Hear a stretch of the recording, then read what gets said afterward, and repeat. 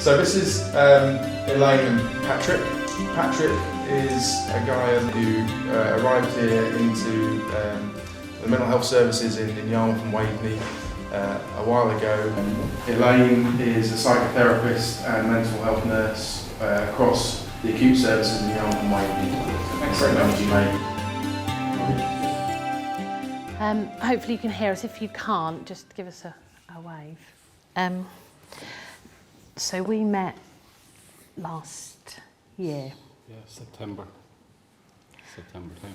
And we met on an acute ward, and I had been asked to see you by some of the, I think by the consultant and by some of the nursing staff, because they were very worried about you. Yeah.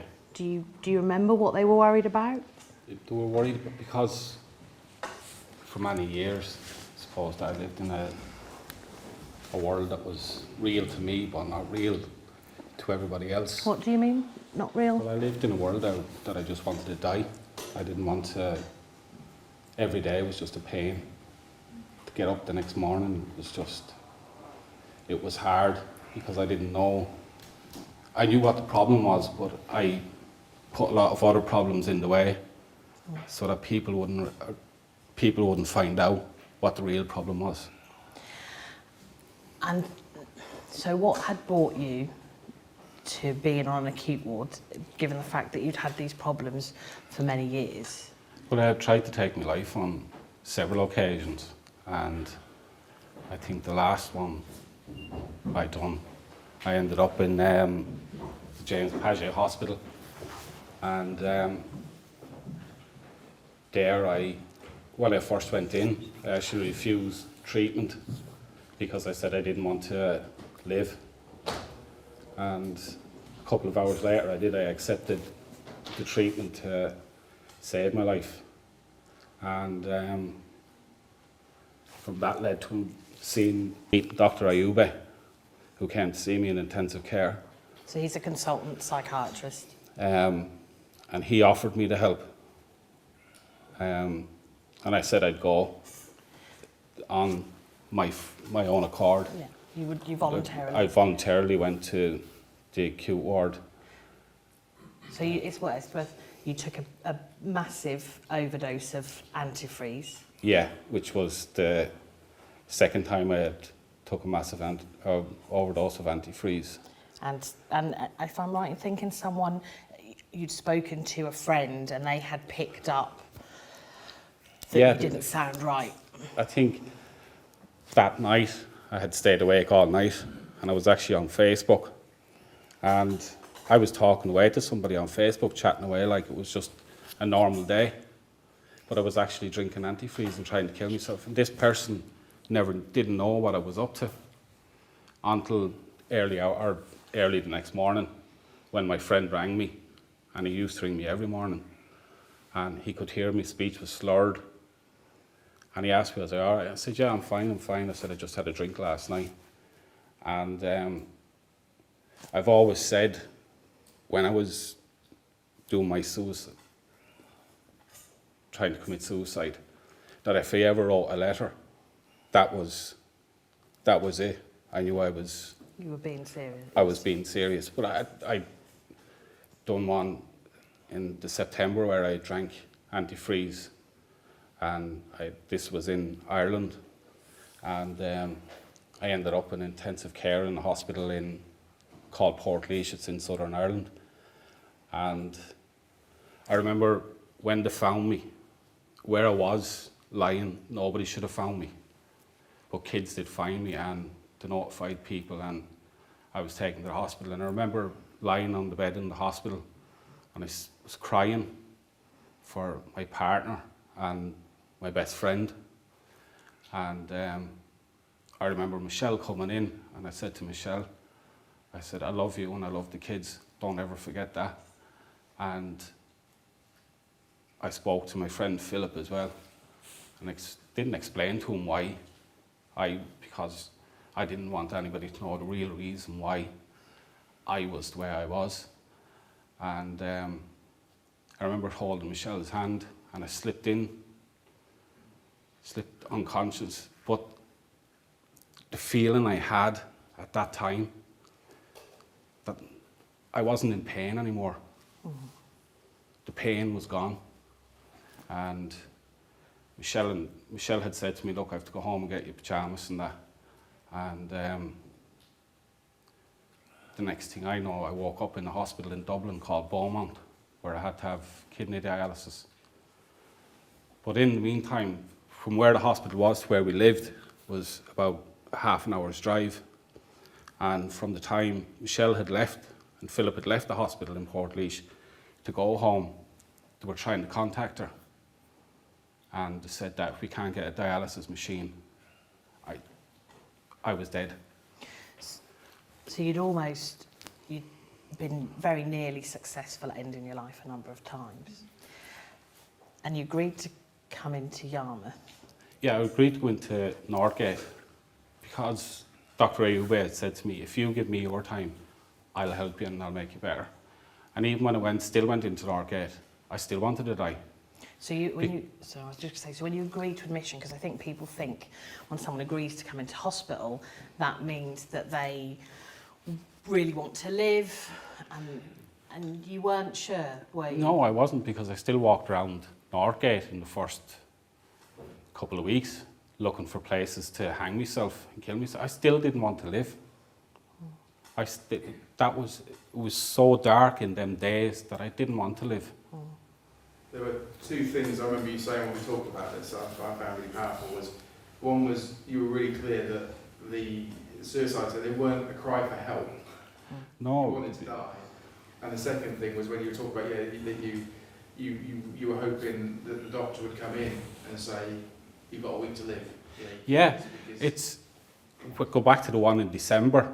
It was Christmas Eve. I woke up in Beaumont, and I remember my brother looking in over me and saying, it's the best Christmas present I've ever had. And I said to myself, maybe for you, but not for me. My Christmas present was to die. That's what I wanted.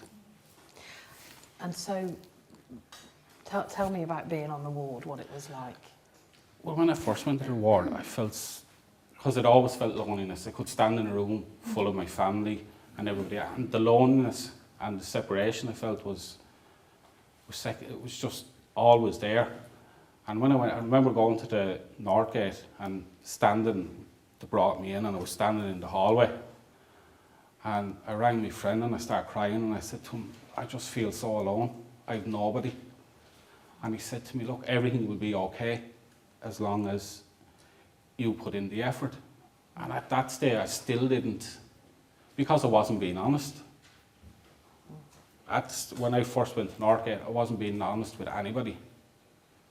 And do you want to talk about when you started to become honest? What enabled you to start to talk to people? It was funny because I used to go for an Indian head massage every Saturday morning with Jill. Who's an occupational therapist. And something had snapped in me on this particular Saturday morning. And went down and I started to cry. And Jill said to me, what's up? And I said, Jill, I have to tell somebody, I have to get this out. And she says, well, tell me. And I told her that I was hearing voices. Well, I didn't. One voice I'd hear in particular, and that was the voice of my abuser. And then I'd started to open up about my abuse and things I'd done in the past to cover up the trouble I get in, and then I'd be able to say, well, look, I'd try and kill myself, and I'd blame that. I wasn't being honest with me, why I was the way I was. And how did Jill respond? Well, Jill said to me, she said, just go back to, not being rude, go back to your room and lie down and think about it. She said, and I'll talk to Dr. Ayube. And I remember seeing Jill later on that day, and I said, did you talk to Dr. Ayube? She said, I did. And he said he's not surprised. Everybody else knew around me how I was suffering, but I didn't know, because all I wanted to do was die. And that Saturday morning, it all changed. It didn't change overnight.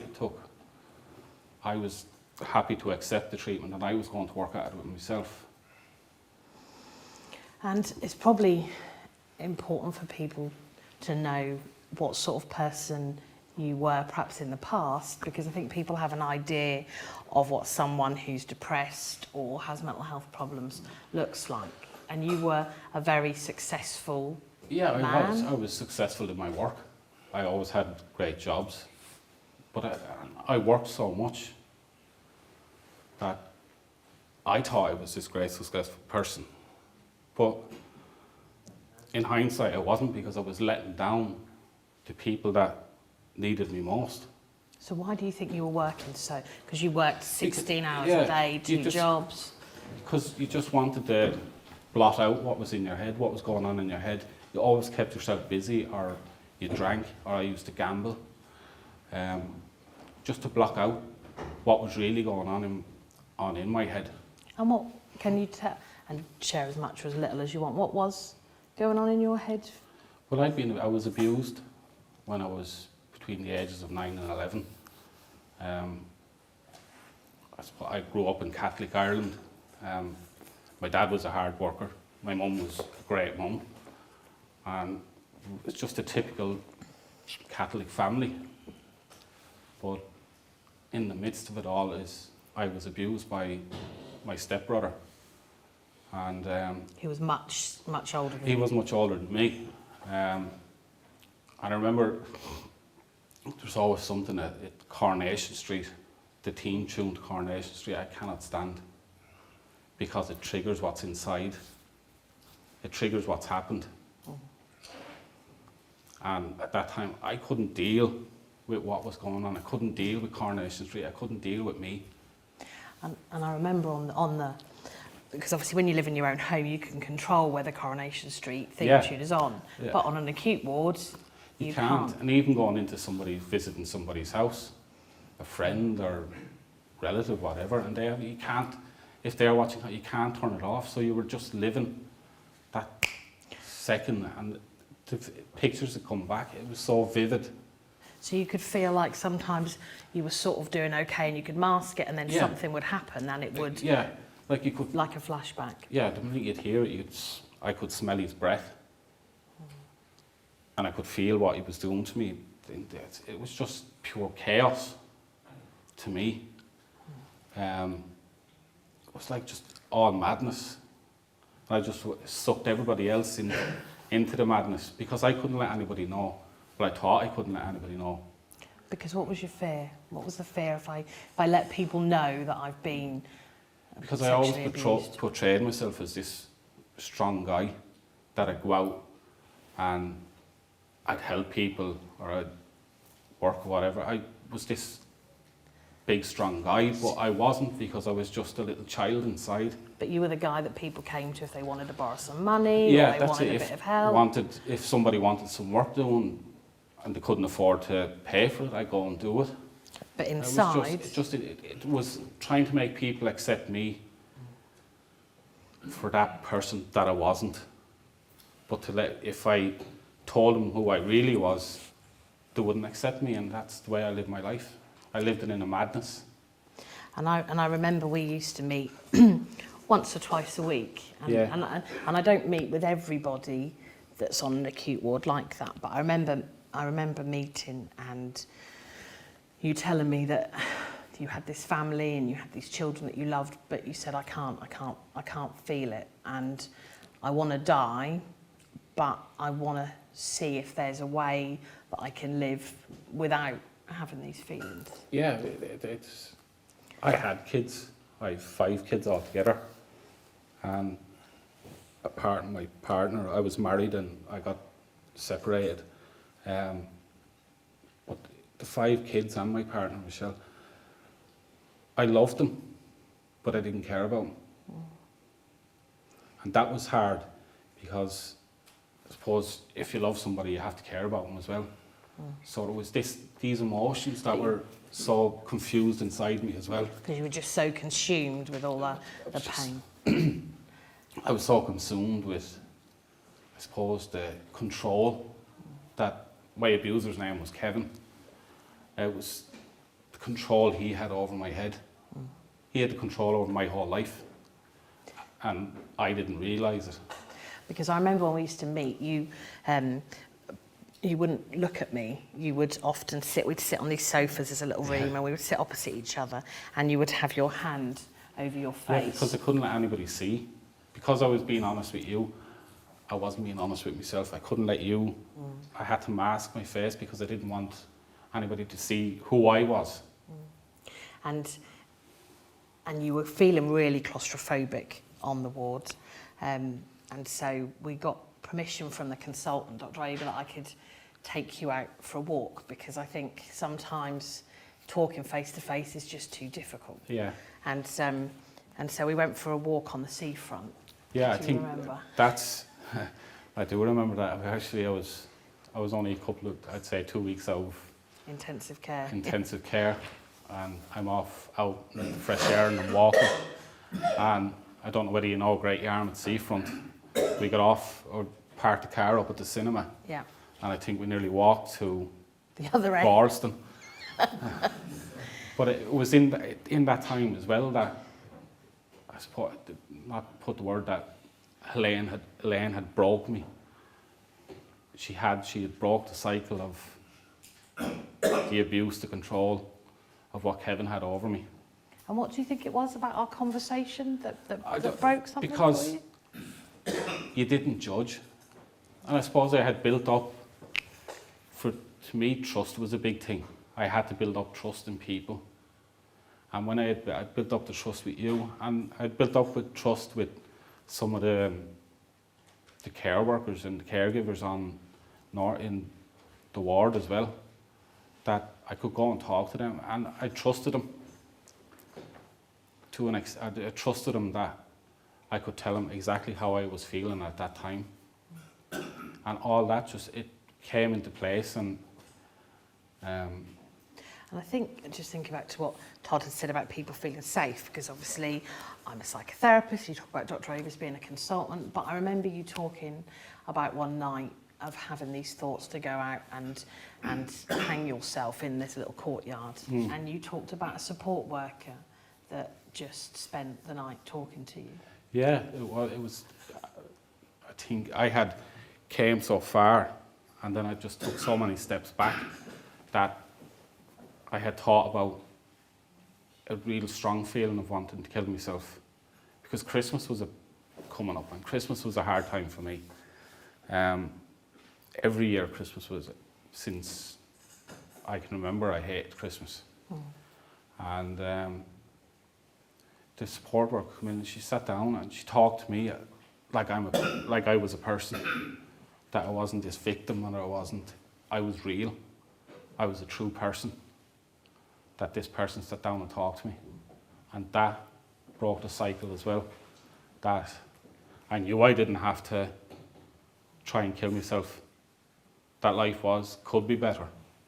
And she's not a support worker that I think would say that she was very clever or academic or any of those sorts of things. No. At all. To be honest with you,